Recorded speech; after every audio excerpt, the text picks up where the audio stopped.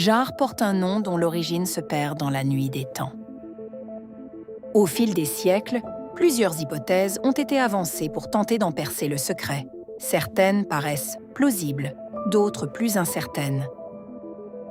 Mais aucune jusqu'à présent n'a apporté de réponse définitive. Alors, que signifie réellement Jard? D'où vient ce nom? Et que peut-il encore nous révéler de l'histoire de ce territoire? C'est cette énigme que nous allons tenter de résoudre en remontant le fil du temps à la recherche des plus anciennes traces du nom du village. Commençons alors notre enquête, en suivant pas à pas les traces laissées par ce nom au fil des siècles, jusqu'à ses origines, les plus lointaines.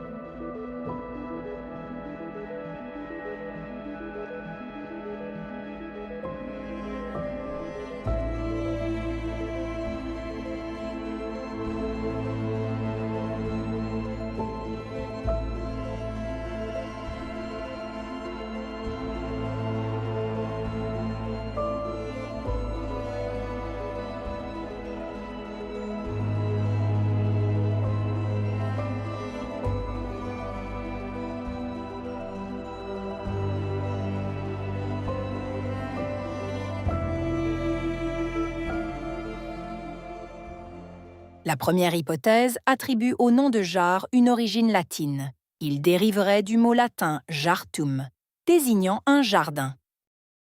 Cette explication poétique d'une région fleurie allait être reprise au fil des années dans de nombreux ouvrages, fascicules et revues.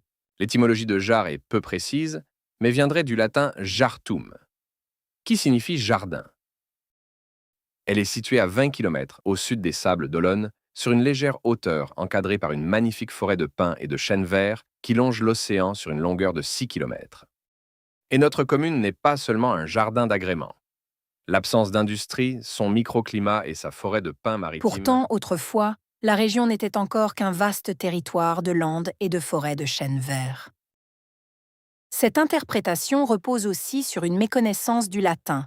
Jartum n'existe pas en latin classique et le mot jardin trouve en réalité son origine dans le latin hortus. Autre méconnaissance du latin, la lettre J n'a jamais existé dans l'alphabet latin classique. Le J apparaîtra bien plus tard, au Moyen Âge, comme une évolution graphique du I, le latin ayant lui-même évolué au cours de plus d'un millénaire. Ainsi, Julius Caesar est devenu Jules César en français, en fabriquant une consonne J au Moyen Âge. Ainsi, Julius se transformera en Jules et Caesar gardera sa forme latine prononcée César. Le latin Caesar donnera ainsi naissance à Kaiser en allemand et à Tsar en russe, illustrant l'évolution d'un même mot au fil des siècles. L'absence de la lettre J dans les textes anciens explique également que, sur les anciennes cartes du Bas-Poitou, le nom de Jard puisse apparaître sous la forme Iar, avec un I en lieu et place du J. Cette particularité est primordiale et nous y reviendrons plus tard.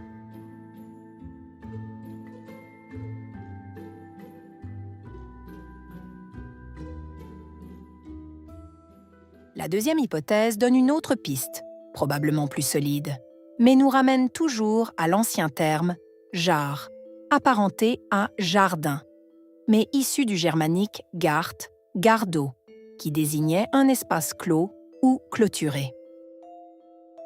La même racine se retrouve notamment dans l'allemand « Garten » et l'anglais « garden ». Une origine qui pourrait paraître vraisemblable dans un monde rural où, depuis les époques gauloises et gallo-romaines, les campagnes étaient ponctuées de nombreuses petites exploitations agricoles. Ces domaines associaient culture et élevage avec des espaces réservés à la triade domestique, bœufs, moutons ou chèvres et porcs. Mais puisque chaque exploitation possédait ses propres espaces clôturés, la France devrait alors être parsemée de lieux portant le nom de jar ou de ses dérivés. Or, si la racine jar désignait des espaces clôturés ou des jardins, la toponymie de la France agricole devrait en conserver de nombreuses traces, sous la forme de noms de lieux construits sur cette même racine ou sur ses dérivés. Mais il n'en est rien. Une autre piste nous conduit cette fois vers les marais salants. Le Centre national de ressources textuelles et lexicales, le CNRTL, atteste dès 1580 que le terme « jarre » était employé en Vendée et en Charente pour désigner le premier bassin d'un marais salant. Ce vocabulaire est d'ailleurs retrouvé dans les anciens marais de Brouage et de Lony-Saintonge, où le jarre ou jasse désigne un réservoir destiné à recevoir l'eau de mer. Mais en Vendée, le premier bassin d'un marais salant est généralement appelé la Vasière et le Vaset à l'île de Ré. Dans ce premier bassin, véritable réserve d'eau de mer, s'effectue une première décantation. Les particules en suspension se déposent, tandis que l'eau commence progressivement à se concentrer en sel. Cependant, aucun texte ne mentionne les termes « jarre » ou « jasse » pour désigner les premiers bassins de décantation des marais salants dans le secteur de la commune et de ses environs. Mais cette piste reste intéressante, car la prospérité de la commune remonte à près de 2000 ans, à l'époque romaine, lorsque les habitants de la grande villa gallo-romaine de Jarre ont aménagé les premiers marais salants.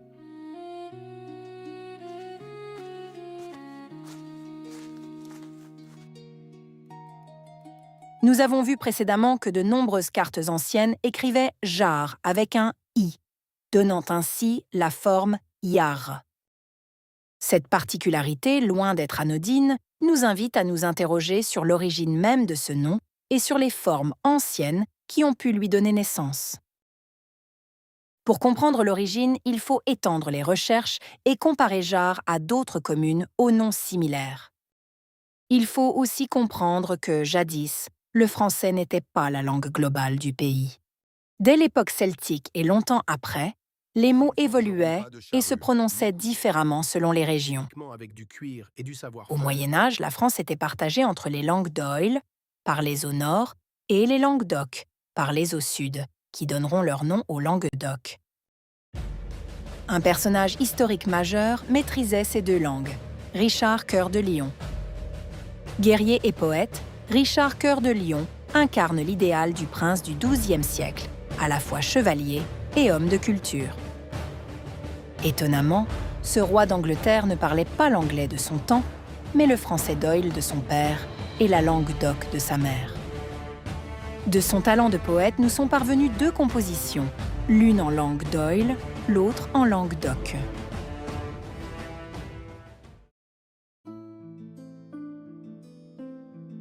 En langue d'Oc, le mot car désignait la pierre puis le chêne. De là viennent des noms comme Gare, Garric, Garriga, Garrigue, tous liés au chêne vert ou kermès. Les mêmes racines apparaissent encore dans la garrigue, le garric blanc, garriguette, garrigole, gare, puèche-garric ou la garde. La palatinisation a entraîné le glissement des mots contenant un G en langue d'Oc vers un I, puis plus tard vers un J en langue d'Oïl. Ainsi, le gare en langue d'Oc allait devenir le yar, puis le jarre en langue d'Oïl. L'origine du nom jarre est plus vraisemblablement celtique ou pré-celtique. En toponymie, les racines jarre et gare, présentes en début de nombreux noms de lieux, sont fréquentes et renvoient aux chênes et aux terres incultes. Ainsi, sur le littoral atlantique, Jarre et Jarry évoquent souvent d'anciennes chênaies ou des bosquets de chênes. Le chêne vert ou Quercus ilex, aussi appelé yeuse, est un arbre méditerranéen typique. Ces forêts n'existaient pas sur tout le littoral atlantique et étaient des repères bien visibles pour les navigateurs longeant les côtes. Le territoire jardais en était couvert. En raison du feuillage sombre des chênes verts, les Romains appelaient cette forêt la Silva nigra, ce qui signifie la forêt noire. Eam silvam nigram appellabo, Silva nigra. Un exemple de transformation phonétique, avec un G suivi d'un A, peut être observé avec le mot latin gamba, qui signifie jambe. Dans les langues d'oc, le G s'est maintenu dans des formes comme gamba, tandis qu'au nord, dans les langues d'oïl, il a progressivement évolué vers le son J donnant jambe. Autour de ces deux formes se sont ensuite développés de nombreux mots. À partir de gamba, on retrouve notamment gambade, gambadé, gambiller ou encore gambette, à l'origine de l'expression familière « les gambettes ». À partir de jambes, sont apparus jambière, jambage, jambé, jambon, enjambé ou encore enjambement. Mais revenons aux noms de lieux, de villes et de villages. Conscients de l'importance du chêne dans leur histoire locale, plusieurs villages ont choisi d'en faire figurer l'image sur leur blason. Prenons quelques exemples de villages du littoral dont le nom se rapproche de jarre, dans le domaine de la langue d'oïl, ainsi qu'un exemple caractéristique du Sud, dans le domaine de la langue d'oc. Située en Occitanie, dans l'Hérault, la commune de Garrigues constitue un parfait exemple. Son blason présente un chêne de sinople futé de sable, un chêne aux feuilles vertes et au tronc noir. La présence du chêne kermès sur le blason de Garrigues témoigne de son importance dans l'identité du territoire, rappelant à la fois son ancienne végétation et l'origine du nom de la commune. Au sud de Jarre, en Charente-Maritime, se trouvent les communes de La Jarrie et de La Jarrie-Audouin. Leur toponyme serait également issu du latin médiéval garrica, à l'origine de garric, terme désignant le chêne kermès, qui donnera, dans le domaine d'oïl, les formes jarre ou jarry. Leurs blasons reprennent d'ailleurs la symbolique du chêne kermès, ou chêne vert, rappelant l'importance des boisements qui couvraient autrefois ces territoires. La toponymie et l'héraldique ne sont que des indices. L'observation du territoire et de son histoire révèle en revanche l'importance ancienne des boisements de chêne vert. Si la Vendée est aujourd'hui l'un des départements les moins boisés de France, notamment en raison de ses marais, de son ancien golfe et de ses landes, il est difficile de savoir ce qu'il en était autrefois. Ces faibles taux de boisement contrastent avec l'hypothèse de territoires autrefois plus boisés, où la forêt constituait une richesse favorisant l'implantation de villas, de villages et d'exploitations. Mais connaissez-vous les incroyables capacités du chêne vert qui existaient en quantité importante dans le pays jardais? Le chêne vert, emblématique du midi de la France, est un arbre particulièrement robuste et remarquable par sa longévité. Capable de vivre plusieurs siècles, il conserve son feuillage toute l'année et produit un bois dense et résistant, autrefois précieux, notamment pour le chauffage. Lorsqu'il est coupé, sa souche produit de nombreux rejets et ses racines peuvent également donner naissance à de nouvelles pousses à distance. Cette remarquable capacité de régénération lui permet de repousser après des coupes répétées et de renouveler naturellement les chênaies.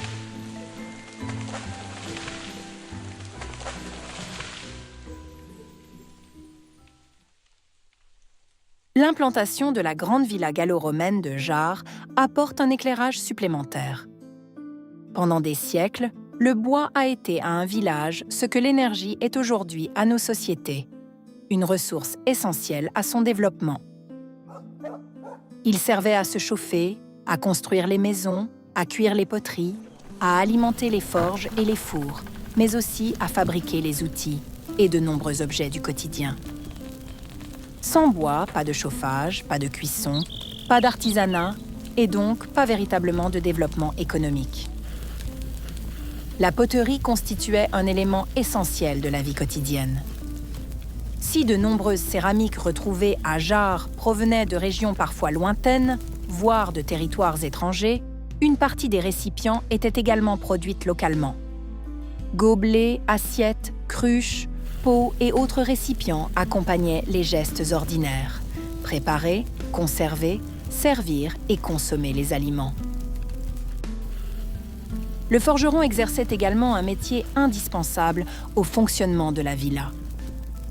Les culots de forge et les scories retrouvés à Jarre-sur-Mer ne laissent guère de doute. Ici, le fer était travaillé. Ces modestes résidus témoignent d'une activité métallurgique qui s'inscrivait dans la vie du site antique. Un atelier de forge était installé dans la cour centrale de la villa. Le bois servait naturellement à la cuisine puisqu'il constituait le principal combustible pour alimenter les foyers, cuire les aliments et chauffer l'eau.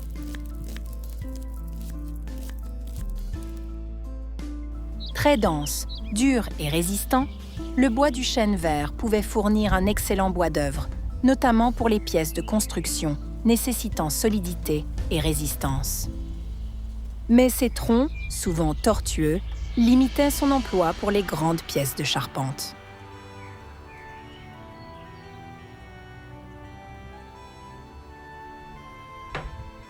Le bois, dur, dense et particulièrement résistant du chêne vert, pouvait éventuellement fournir des pièces essentielles à la construction des bateaux, notamment pour fabriquer des pièces maîtresses comme les quilles, soumises à de très fortes contraintes.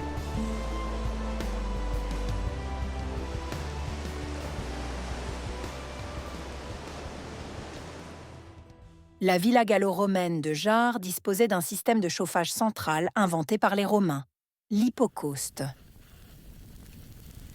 Les petits dômes visibles à l'extérieur des murs de la villa étaient des fourneaux. C'est là qu'un ouvrier ou un esclave entretenait un feu continu, alimentant un four ardent où l'on brûlait du bois pour produire une chaleur très intense. Le bois, particulièrement dense et lourd du chêne vert, possède un excellent pouvoir calorifique. Il brûle lentement, produit beaucoup de chaleur et donne d'excellentes braises et était donc un combustible particulièrement précieux autrefois. Cette chaleur ne pénétrait pas directement dans la pièce, mais s'engouffrait d'abord dans un espace vide, aménagé sous le plancher. La salle à chauffer ne reposait donc pas sur la terre, mais était portée par de petites colonnes de briques, appelées pilettes, qui soutenaient tout le plancher et formaient cette cavité chauffante. La chaleur produite par le four s'engouffrait sous ce plancher, circulait entre les pilettes, réchauffait les dalles, souvent en terre cuite, et pouvait même monter dans les murs grâce à des conduits spécialement aménagés.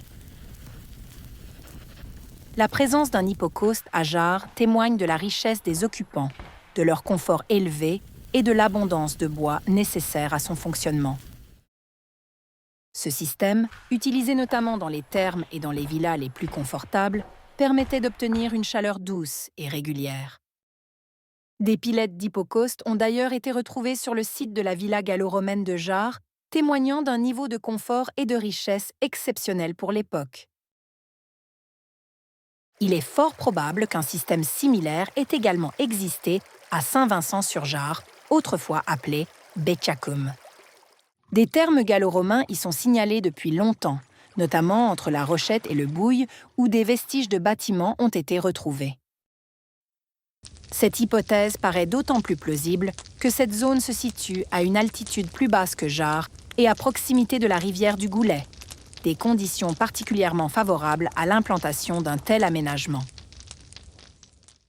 Toutes ces hypothèses et ces indices ne sont au fond que des pièces d'un puzzle dont il manque encore quelques fragments.